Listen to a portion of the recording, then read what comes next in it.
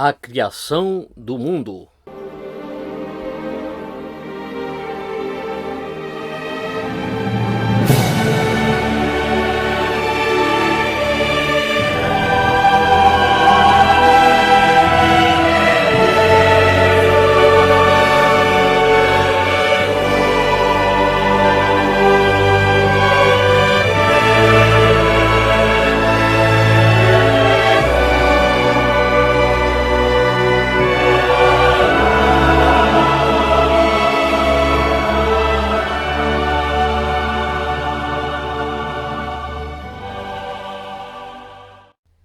Chegamos agora à doutrina da criação, propriamente dita, ou seja, como geralmente a consideramos.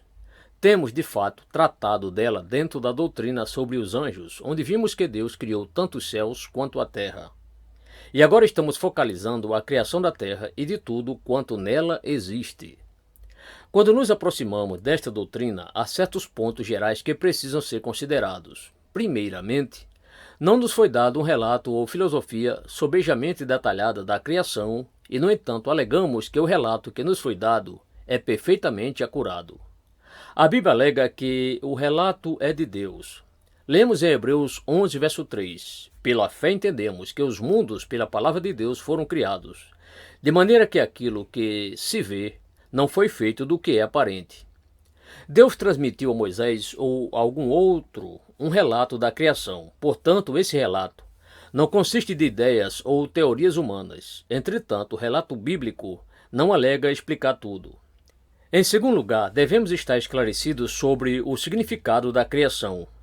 Ela tem sido definida como, aspas, aquele ato soberano de Deus por meio do qual ele, no princípio, trouxe à existência o universo visível e invisível, sem o uso de materiais pré-existentes, e assim imprimiu-lhe uma existência distinta da existência dele, e, contudo, sempre dependente dele. Fecha aspas.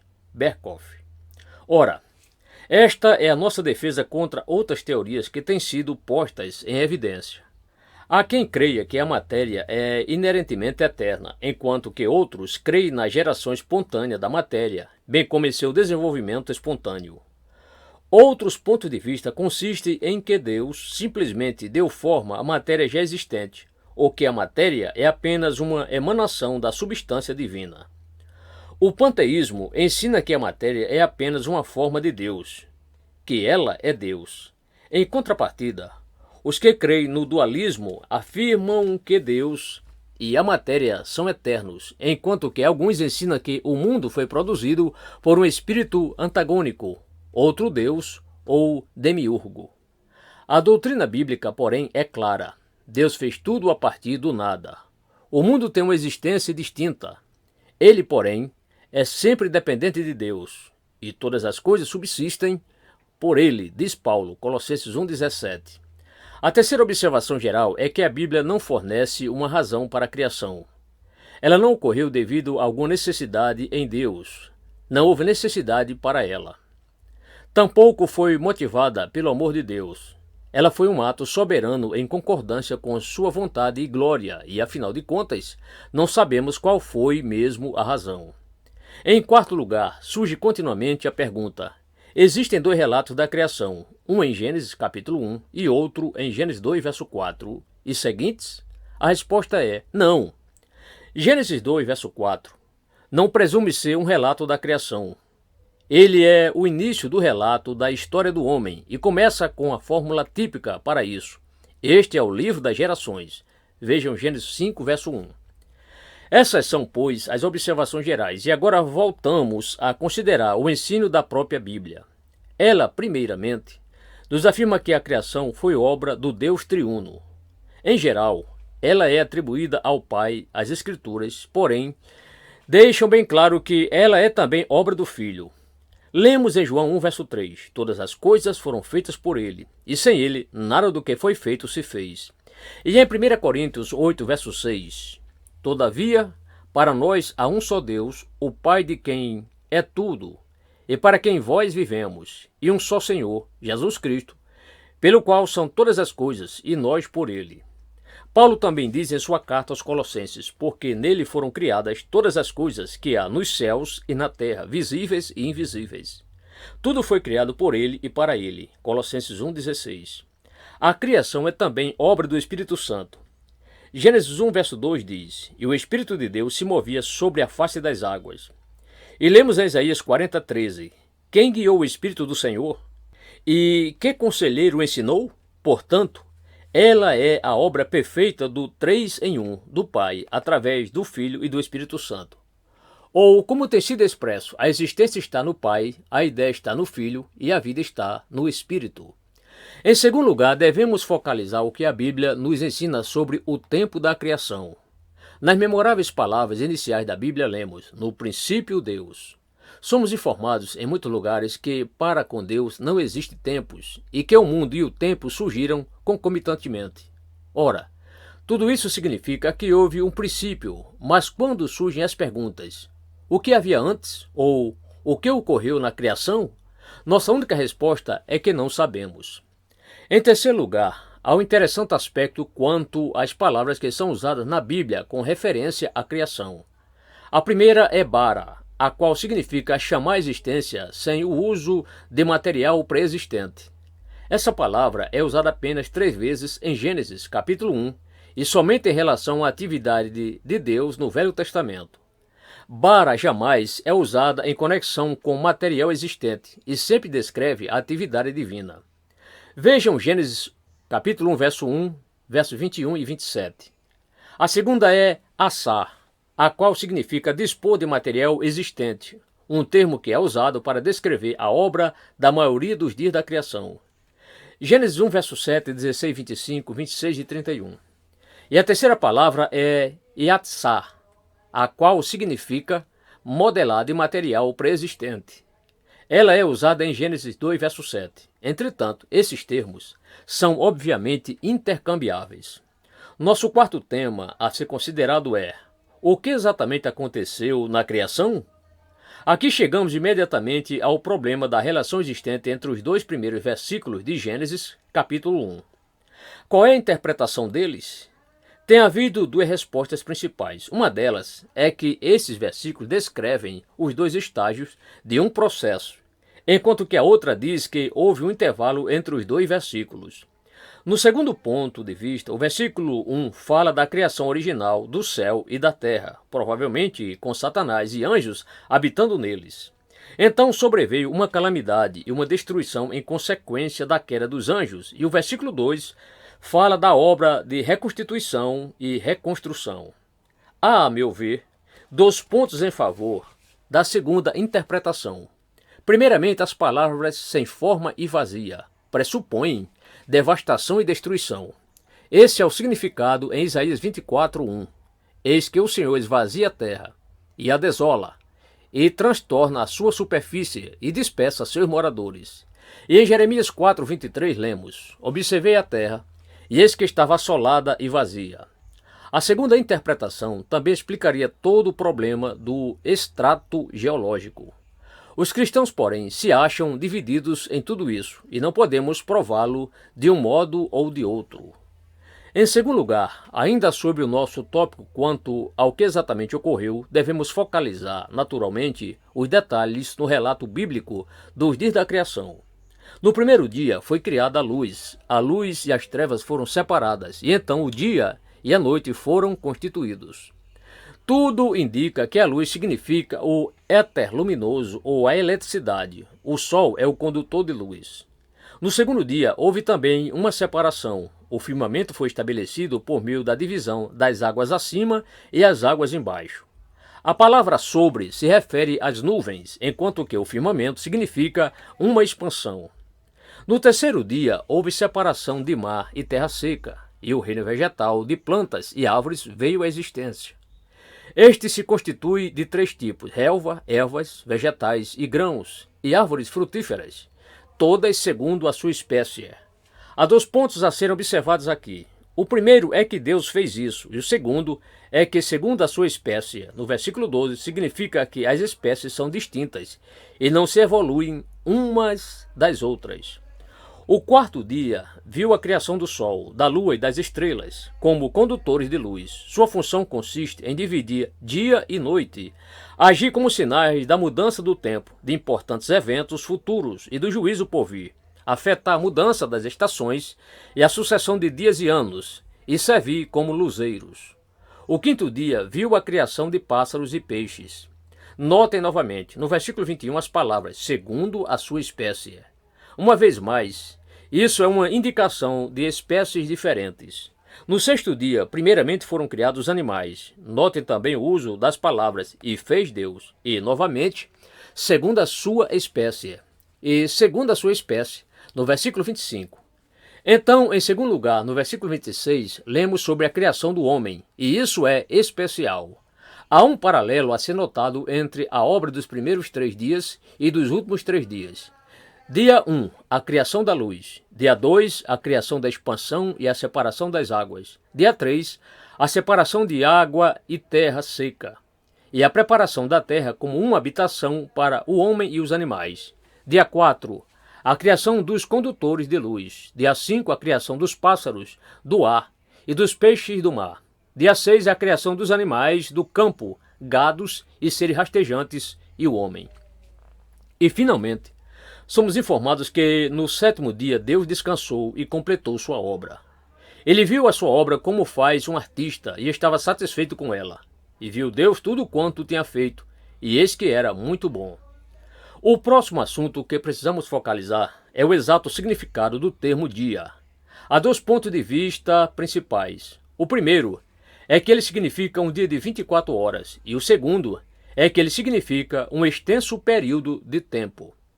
Há considerável discordância entre as pessoas sobre este tema, pessoas essas que igualmente são bons cristãos, e o significado correto não pode, afinal, ser provado de um modo ou de outro.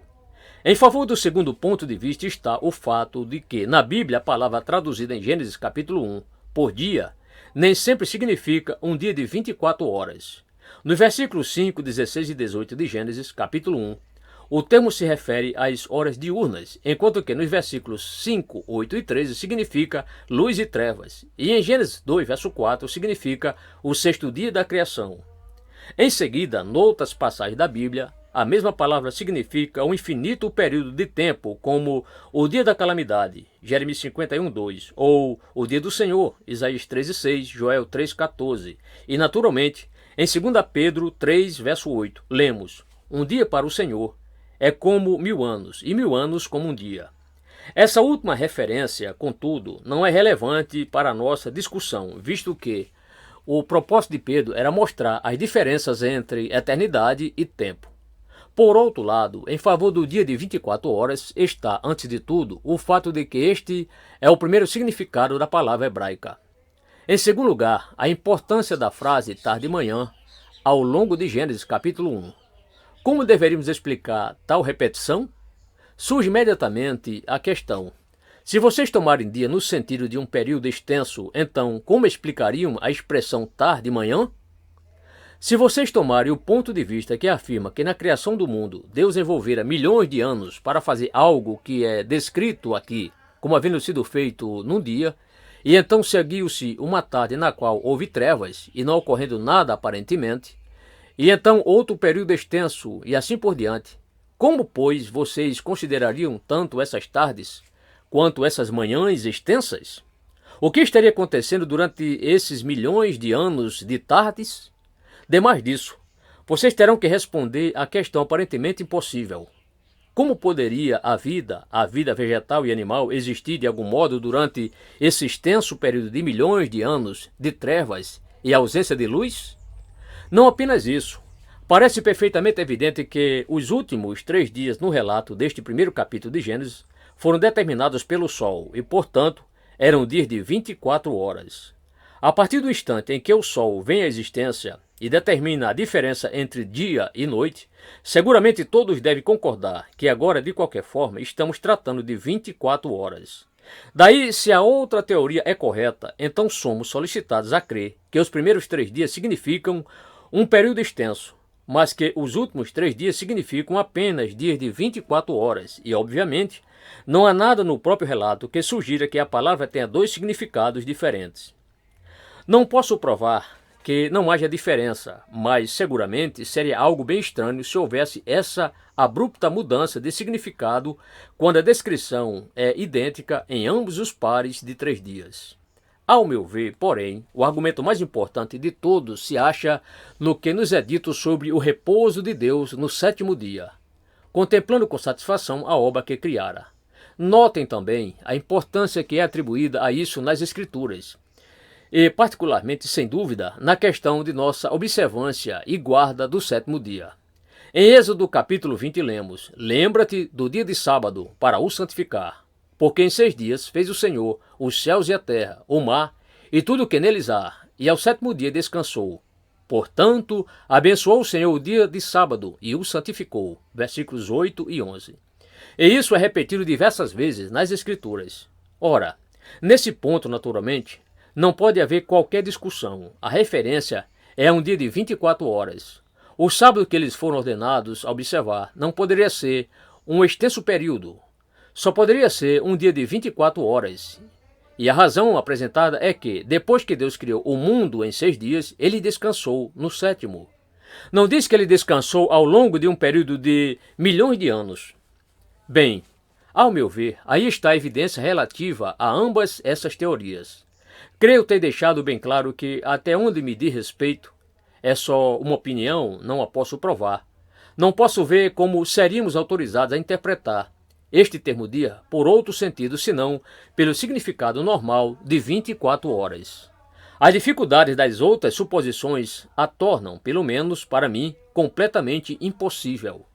Devo lembrá-lo novamente, porém, que eminentes eruditos e devotos cristãos têm defendido e sustentado o outro ponto de vista. Graças a Deus que a nossa salvação não é determinada por nossa opinião sobre esta questão em particular. Espero que iremos todos atentar para a evidência, mantendo essa tão importante verdade na mente. Penso ser correto e importante que olhemos para estas coisas, porém, sermos dogmáticos ou insistirmos que uma partícula de evidência pode certamente provar nossa tese, tornamo-nos burlescos. Portanto, prossigamos para outra questão. Pergunta alguém: o que pensar de tudo isso face à ciência moderna? Ora, como disse no início desta série de preleções, elas não pretendem ser preleções sobre apologética e gostaria de enfatizá-lo novamente. Aliás, se eu consultasse meus próprios sentimentos, não faria o que estou propondo fazer agora. Mas, afinal, sei muito bem, tendo sido eu mesmo um estudante e estudante de ciência e biologia, que muitos cristãos se metem em dificuldades sobre estes assuntos. Portanto, considero parte da função de um ministro cristão tentar ajudar. Sei que, ao fazê-lo, ele se opõe a ataques de todos os lados. Todavia, isso realmente não importa. É nosso dever ajudar uns aos outros o máximo que pudermos. Deixe-me esclarecer bem que não estou asseverando que sou capaz de provar muito, contudo, de qualquer modo, creio poder discordar de algumas conjecturas comuns e populares. Assim, pois, o que dizer de tudo isso face à ciência moderna?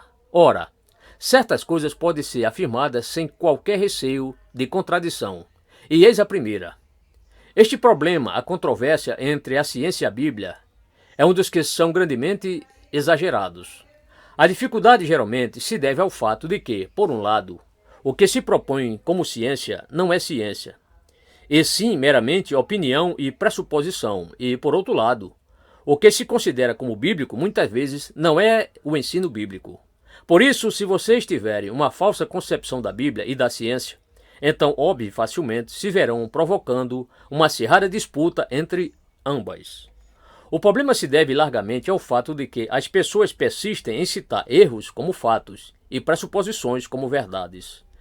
Devo asseverar sempre, porém, que não estou cônscio de qualquer contradição real entre o ensino da Bíblia e os verdadeiros fatos científicos estabelecidos. Ora, essa é a coisa mais importante de todas. É deveras surpreendente observar o modo como a Bíblia faz afirmações que entram na esfera da ciência. Tem-se realçado frequentemente que, Se compararmos o livro de Gênesis com alguns dos relatos da literatura egípcia ou babilônica acerca da origem da vida, do mundo e do homem, o contraste é simplesmente incrível. Ali existem mitos e superstições, exageros e grosseiras declarações que, manifestantemente, são impossíveis e ridículos.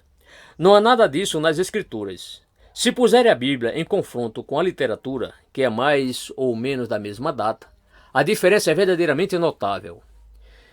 E isso, creio eu, é uma partícula de evidência muito importante. Muito bem, já lhes lembrei de passagem, mas é importante dizê-lo novamente que mesmo na época do livro de Jó, já era conhecido que a Terra é um globo. A Bíblia jamais diz que a Terra é achatada.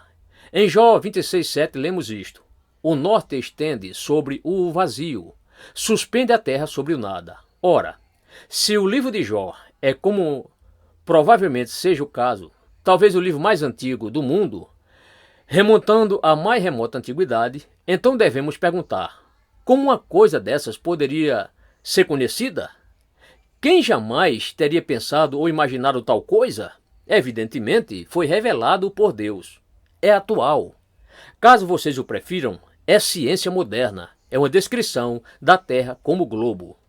Também outra coisa que tem sido realçada com muita frequência é que a própria ordem da criação apresentada no primeiro capítulo de Gênesis é idêntica com a ordem que os cientistas modernos nos dão. O que quero dizer por cientistas modernos é alguém que não é cristão e que rejeita a Bíblia. E em seguida, há outro ponto muito notável, a saber, foi descoberto neste presente século que só há 4 grupos sanguíneos, que toda a humanidade pode ser dividida nesses 4 grupos e que todos eles podem ser derivados de apenas um casal. Então vocês se lembram do que o apóstolo Paulo falou às pessoas de Atenas, que Deus, de um só, fez toda a geração dos homens.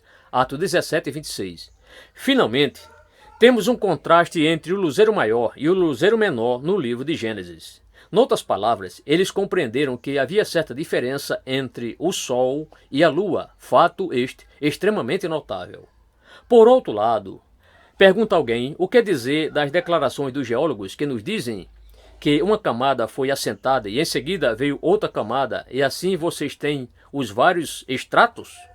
Isso tem causado bastante problemas. Muitos cristãos têm se sentido perplexos por isso e muitas teorias têm se apresentado numa tentativa de conciliar a Bíblia com essa suposta evidência da geologia. Alguns têm formulado a teoria de que Gênesis não pressupõe ser um tratado científico, mas é apenas alegoria ou poesia, que a Bíblia não reivindica ser cientificamente exata, porém que é uma maneira típica, poética e alegórica de descrever a criação. A isso responde-se que, naturalmente, não existe nenhum indício de poesia nesses primeiros capítulos de Gênesis. A forma não é de maneira alguma poética. Ela reivindica ser histórica. Reivindica apresentar fatos. E a história que se segue imediata e diretamente dela é certamente genuína história e não alegoria. Então outros dizem: bem, é claro que, sem dúvida, isso é um mito. É um mito, eles dizem, é algo que incorpora verdade religiosa. É uma afirmação que não é necessariamente verdadeira em si e por si mesma. É histórico em certo sentido e, no entanto, não é histórico.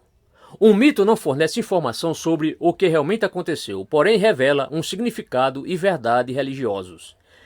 Entretanto, no momento em que dizemos que Gênesis capítulo 1 é um mito, nos pomos em dificuldades em relação à pessoa e ao ensino do Senhor Jesus Cristo, visto que em seu ensino sobre o divórcio, ele se referiu à criação do homem e da mulher. Ele baseou todo o seu argumento no fato de que a criação é história literal. Isso nos leva a estabelecer outra proposição, ou seja, que vocês devem ser sempre cuidadosos para que, ao tentarem solucionar uma dificuldade, não se vejam criando uma outra mais séria ainda.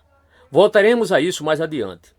Então, outra forma de propor uma resposta à questão geológica é a de introduzir aquela antiga concepção de que um dia significa um longo período, argumento que já tratamos. E aqui, outra vez me parece, voltamos para 2 possibilidades. Uma é aquela teoria da restituição, a qual já me referi, que declara que há um intervalo entre os versículos 1 e 2. Essa aparenta-me ser uma explicação que seria adequada. Não estou afirmando que é correta, mas parece ser a resposta para muitas dificuldades.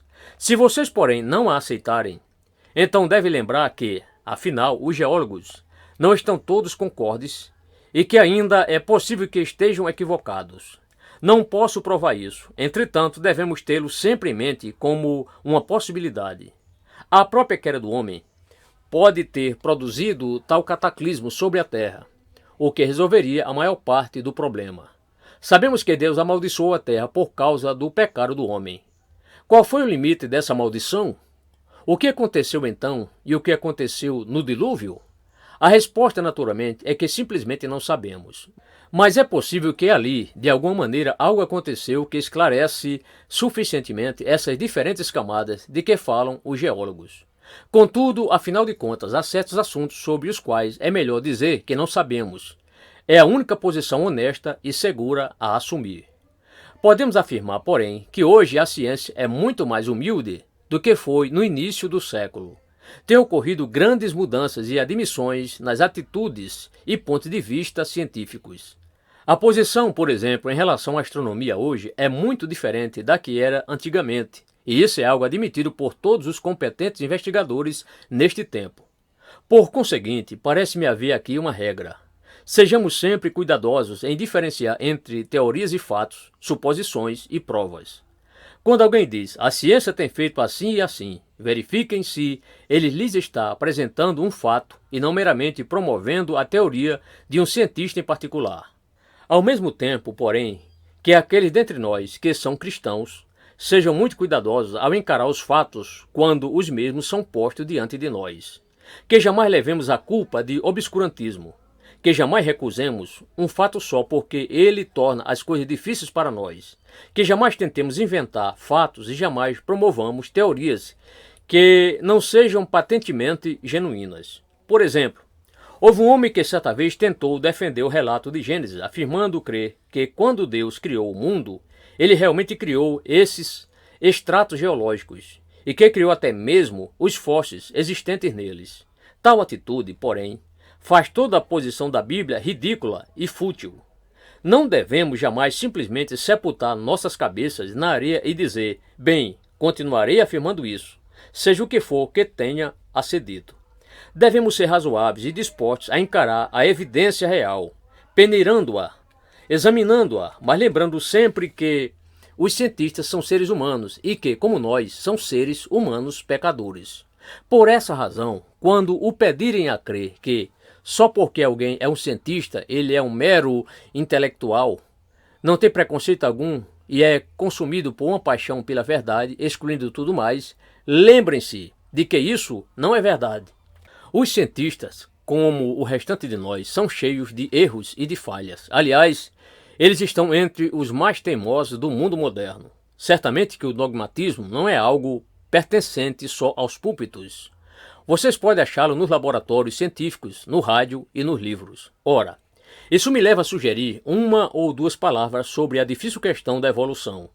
Digo uma vez mais que, se eu fosse consultar minhas próprias inclinações e sentimentos, eu não faria isto.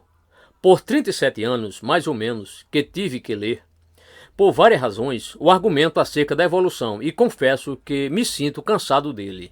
E até agora, indubitavelmente, eu sei que ela é uma questão viva e ardente para muitos. Sei que muitos jovens nas escolas e colégios e outros lugares estão sendo ensinados coisas como se a evolução já fosse algo provado além de qualquer dúvida. Sinto que por essas razões, se não por outras, devo novamente fazer apenas um ou dois comentários, embora do ponto de vista da doutrina bíblica não haja necessidade para que eu faça isso. Ora, quando nos aproximamos desta questão da evolução, temos de começar com uma definição.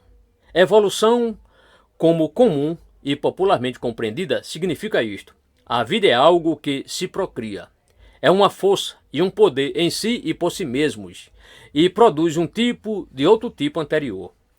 Começamos com algo completamente simples e não diferenciado, e disso evolui-se algo mais desenvolvido e complexo. Isso, por sua vez, evolui em algo ainda mais complexo, e assim por diante. E dessa maneira subimos a escala de um ponto a outro. Há muitos grupos de pessoas que creem na evolução, e o grupo mais comum e mais numeroso de todos compreende os ateus que excluem Deus completamente. A assim chamada evolução ateísta. Outrosim existe também a teoria às vezes chamada evolução deísta. Os proponentes deste ponto de vista dizem: sim, cremos em Deus e cremos que Deus criou a matéria no princípio. Tendo, porém, criado a matéria, ele não fez nada mais que isso. Ele injetou o poder na matéria, e esta fez o resto sozinha. Deus, por assim dizer, deu corda ao relógio, e tendo feito isso, ele o deixou de lado, e o relógio teve que prosseguir sozinho. Todas as grandes mudanças conducentes ao homem, dizem eles, têm ocorrido, por assim dizer, automaticamente, saindo desse poder. E há um terceiro grupo que defende o ponto de vista que se chama evolução teísta. É constituído de pessoas que se dizem cristãs, creem em Deus e ao mesmo tempo creem na evolução. Vocês os encontrarão tanto entre os católicos romanos como entre os protestantes, inclusive os cristãos evangélicos protestantes. Dizem que o desenvolvimento desses diferentes tipos e espécies tem prosseguido, porém Deus o tem governado e tem intervido frequentemente no processo. Portanto, são distintos dos deístas, são teístas e enfatizam a atividade de Deus. Pois bem, não pretendo ficar nisso. Gostaria simplesmente de fazer alguns comentários. A primeira coisa que temos de sempre lembrar é que a evolução não passa de teoria. Ninguém pode prová-la. Aliás, há muitas teorias diferentes, as quais não concordam entre si. Se porventura vocês quiserem conhecer um dos melhores ataques de real valor contra a teoria particular de Darwin, eu lhes recomendaria que lessem, e é provável que vocês se assustem por eu citar o nome de tal homem, a introdução de Bernard Shaw ao seu drama Man and Superman, para uma devastadora crítica contra o estigma particular da evolução de Darwin. Shaw, vocês se lembram, cria em outro tipo de evolução. Tendo dito isso com frequência, toda vez que me vejo envolvido em discussões, e eu passo a qualquer um que se vê perturbado por pessoas que falam com muita loquacidade sobre evolução. A próxima vez que alguém vier a vocês e começar a brandir esta palavra evolução, apenas interrompam e proponham esta pergunta: em que marca a teoria da evolução você acredita? E creio que vocês descobrirão que, em 9 casos, entre 10, estarão introduzindo-os pela primeira vez ao conhecimento da existência de mais de uma teoria. De maneira que há muitas teorias, e o interessante argumento continua bailando entre os seus advogados. Todavia, nada está provado. Demais disso, nenhuma das teorias realmente explica a origem de tudo. Os cientistas falam de um grande planeta que começou a esfriar, mas de onde veio tal planeta? Falam desse limo primitivo, desse protoplasma, porém, de onde isso veio? De onde vieram os gases que se resfriaram? E assim por diante. Não há explicação para a origem das coisas. Eles admitem isso francamente. E ainda é muito importante. Não apenas isso, eles têm fracassado completamente em explicar por que certas mudanças devem acontecer de qualquer modo. Por que esse limo ou protoplasma não diferenciado se tornaria mais complicado e envolvido? O que o fez assim? Não sabem. Há um fracasso total em explicar as mudanças, menos ainda para explicar por que as mudanças seriam sempre ascendentes. Os geólogos falam sobejamente sobre a evidência provida pelos fósseis e assim por diante. Entretanto, é um fato que os registros geológicos mostram que existe uma fixidez de protótipos. Um protótipo é sempre o mesmo no registro geológico. Outra coisa que os registros demonstram é que cada protótipo apareceu de repente. Não houve o envolver gradual de um novo protótipo. Subitamente, vocês encontram um novo protótipo absolutamente completo. E o terceiro ponto sobre o registro geológico consiste na escassez de evidência do assim chamado elo perdido. Se um protótipo gradual e quase imperceptivelmente se transforma em outro, então vocês esperariam encontrar alguma evidência nesses depósitos de alguns desses estágios intervindo, e eles simplesmente não podem ser encontrados. O elo perdido é um poderoso argumento. Além disso, se vocês estiverem interessados em minha opinião pessoal, colocar-la-ei na seguinte forma: Independentemente de minha fé na Bíblia, como a inspirada e autoritativa Palavra de Deus, unicamente sobre bases científicas, jamais consegui aceitar a teoria da evolução. As dificuldades que teria de enfrentar se eu aceitasse a teoria da evolução seriam muitíssimo maiores do que as poucas dificuldades residuais que me restaram quando aceitei o registro bíblico. Para que vocês não venham a pensar, porém, que essa é simplesmente minha opinião pessoal, deixe-me apresentar-lhes uma ou duas afirmações de algumas autoridades nesses assuntos, para que vejam o quanto substanciam minha afirmação. Existe um biólogo chamado Delage, que creu na evolução, e eis o que ele disse, aspas, alguém é ou não conformista, ou seja, crente na evolução, não tanto por motivos deduzidos da história natural, quanto por motivos baseados na opinião filosófica pessoal. Fecha aspas. Há aqui um homem que crê na evolução e diz que o que realmente determina o ponto de vista de uma pessoa não é tanto o seu conhecimento científico, quanto sua opinião científica. Ele prossegue dizendo, aspas, se alguém assume sua posição baseando-se exclusivamente em fatos, deve-se reconhecer que a formação de uma espécie de outra espécie não tem sido demonstrada de maneira alguma. Fecha aspas. E esse foi o homem que creu na evolução e foi um grande biólogo. Outro cientista afirmou, aspas, o darwinismo é mais uma religião do que uma ciência. Fecha aspas. Ele é, diz ainda, não tanto uma questão de fato científico quanto de perspectiva conclusiva de uma pessoa. Dessa forma, diz ele, a ideia da evolução tem se tornado uma convicção sagrada de milhares, convicção essa que não tem mais nada a ver com pesquisa científica imparcial. Este ponto de vista foi reiterado pelo professor D.M.F. Watson, que certa vez disse numa radiodifusora, aspas, a evolução propriamente dita é aceita pelos zoólogos, não porque tenha sido vista ocorrer ou porque possa ser provada como verdadeira pela evidência logicamente coerente, mas porque a única alternativa à criação especial é claramente inacreditável. Fecha aspas.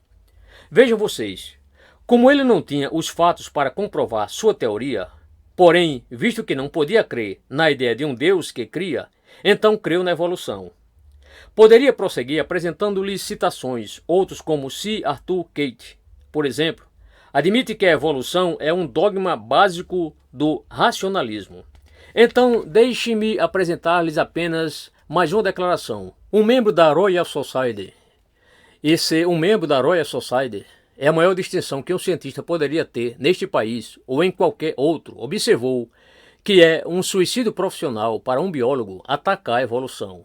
Noutras palavras, ela é um dogma que envolve sentimento e calor. E aquele que se aventura, mesmo a despeito desses fatos, a dizer que não crê em tal coisa, essa pessoa está mais ou menos cometendo suicídio profissional. Há, porém, em certo número de grandes nomes na esfera da ciência que jamais aceitaram a evolução. C. Ambrose Fleming, C. William Shelton e muitos outros, dos quais poderia fazer-lhes menção. Permita-me, porém, apresentar-lhes apenas duas citações finais.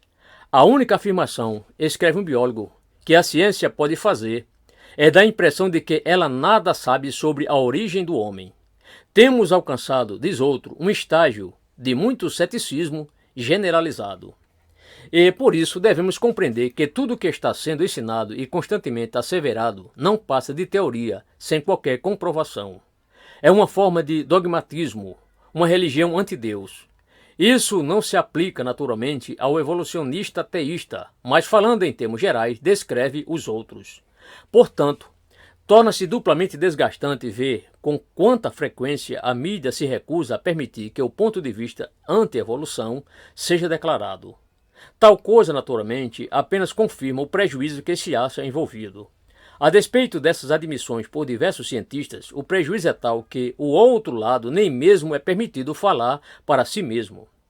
Daí tudo indicar nitidamente que estamos diante não de um problema de ciência, mas de um problema de um espírito e de uma atitude de antagonismo em relação a Deus, e cuja preocupação, como alguns desses cientistas têm prontamente admitido, consiste em provar que a Terra não podia ter começado, como a Bíblia diz.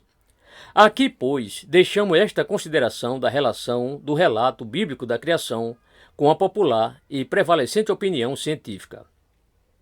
Não tive tempo de tratar dos evolucionistas teístas, porém, não consigo entender pessoas que se prontificam a aceitar a teoria da evolução ante a ausência de provas e permitir que elas mesmas se metam em dificuldades.